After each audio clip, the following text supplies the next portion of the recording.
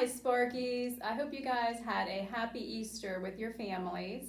And we have another story lesson for you from Sparky, and it is Sparky Bops the Greedy Bug. Our verse, Philippians 2:3. Let nothing be done through strife or vainglory, but in lowliness of mind, let each esteem other better than themselves.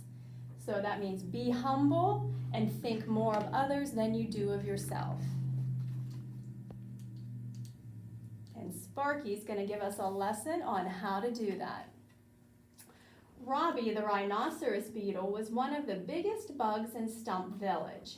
He was also one of the most generous critters in the entire forest. Everyone knew that Robbie was especially fond of sharing. The time when Katie the cricket forgot to bring her lunch to school, Robbie gave her a big piece of his very favorite chewy cherry chocolate cake. Doesn't that sound good? Or when Laura the ladybug hung upside down on the monkey bars and lost all the money from her pockets, Robbie found every coin.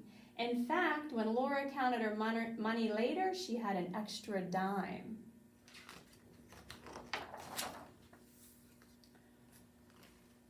One day, Robbie was sitting down to lunch after a long swim in the puddle outside of Stump Village. He was about to bite into his yummy pea sandwich when a big green bug with a lumpy shell dropped down from a tree branch holding a bag of chewy cherry chocolates. I'm Gordon from Grumple River. Would you like a treat today? He asked in a deep, scratchy voice. Yes, I would, Robbie said. Robbie popped one into his mouth. That's from the Stump Village candy shop, Gordon said. I stole it. Robbie gulped and his eyes grew wide. The candy doesn't belong to you? Gordon's wide, hungry mouth grinned an evil grin. If I like it, why can't I just take it? If you think about others, you'll never get what you want. Leaving the bag by Robbie, he jumped back into the tree and disappeared.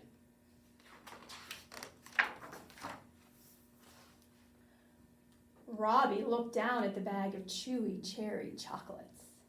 He knew stealing was wrong, but why shouldn't he have it? It was his absolute favorite treat.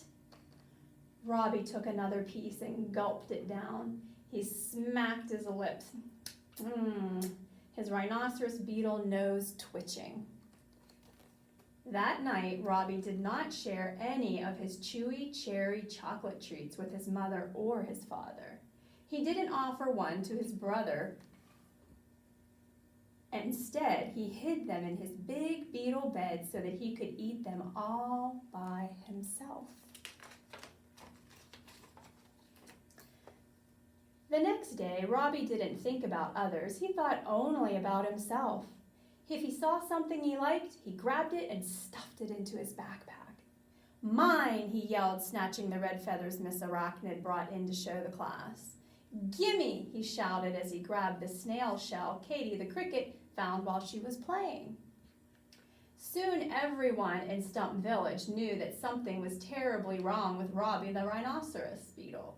He was no longer helpful or generous. Instead, he was greedy and selfish. We are worried, said Robbie's teachers. He's so unkind, said Robbie's friends. What can we do, said Robbie's parents. One day, Robbie's parents flew to the top of Stump Village where the elder bugs gathered. Robbie didn't come to breakfast this morning, and he didn't go to school. We don't know where he is, Mr. Rhinoceros Beetle said. The bugs buzzed with alarm as they wondered where Robbie went. Finally, Clyde the centipede stood up slowly. Clyde was the oldest bug in Stump Village, and he was very wise. I fear that young Robert has been deceived by the greedy bug. Who is the greedy bug? Mr. Rhinoceros Beetle asked. Gordon the greedy bug lives down by Grumple River, Clyde answered. He lives surrounded by piles of stuff that his greedy hands have collected. Robbie may be there.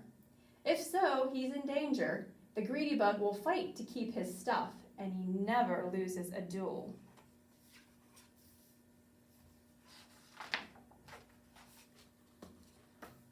Mrs. Rhinoceros Beetle moaned in distress. Oh! Suddenly, a voice called out, "I'll go after him." Sparky the Firefly flew up next to Robbie's parents. "Robbie is my friend. I'll help you find him." With Sparky leading the way, Gordon the Greedy Bug's house was easy to find. It was small and sat in the middle of teetering piles of junk. Robbie sat on one pile, his face smeared with chewy cherry chocolates. "Robbie, you need to come home," Sparky pleaded. "Leave me and my stuff alone," Gordon the Greedy Bug snarled as he leaped out from behind a pile of stuff. "We don't want your stuff. We want our friend," Sparky answered bravely. Gordon grabbed a doodle bopper and poked Sparky. "You want your friend back? Well, I challenge you to a duel." Gordon jumped onto Bug Tussle Rock as Sparky chose his own doodle bopper.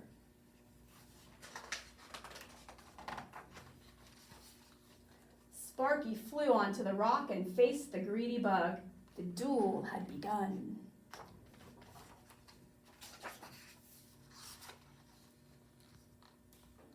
Sparky was a quick little firefly, but he soon found out that his opponent was much, much quicker. The greedy bug's doodle bopper jabbed, poked, and whacked Sparky from every angle. "I'm in big trouble," Sparky thought. "If only I could get one clear swing." Then Sparky had an idea. As the greedy bug danced in front of him, Sparky spun quickly around. "This is for Robbie," he shouted. Thankful for his friend, Sparky shined the light at the end of his tail as brightly as he could. "Ah!" yelled Gordon as he fell backward, rubbing his eyes. The bright light had blinded him for a brief moment. With a twist, Sparky swung his doodle bopper as hard as he could and whacked the greedy bug's doodle bopper from his hand. Whap! Gordon tumbled away from Sparky, spinning on his lumpy green shell. Splash! He fell over the edge of the rock and landed in the river. Sparky had won. "Help! Please help! Blub, blub, blub! I can't swim!" the greedy bug cried in fear as the water pulled him downstream. Sparky zoomed over to Gordon with Robbie tottering along the bank. Sparky grabbed Gordon but couldn't pull him out. The river was too strong. Gordon was headed straight for the waterfall. Robbie tried to go after his friend but could barely walk or run because he was carrying so much stuff. He stumbled into the river. He couldn't help Sparky and keep all his stuff. He had to choose. "I'm coming, Sparky," Robbie cried, dropping everything in the water and zipping to help his friend. Together, Robbie and Sparky pulled Gordon onto the ground as Robbie's stuff swirled over the edge of the waterfall. The bugs cheered. "Why did you help me?" Gordon asked. "Because it is better to share than be selfish," Robbie replied. "I was greedy, but I won't let it happen again." Gordon panted for breath before answering softly, "Thank you." From that day on, Robbie the Rhinoceros Beetle became even more kind and generous than before. The end. Hope you guys enjoyed that story. Don't forget about your parent discussion questions and your fun activities in the back of the book that will be posted on the video. And have a good week. Thanks.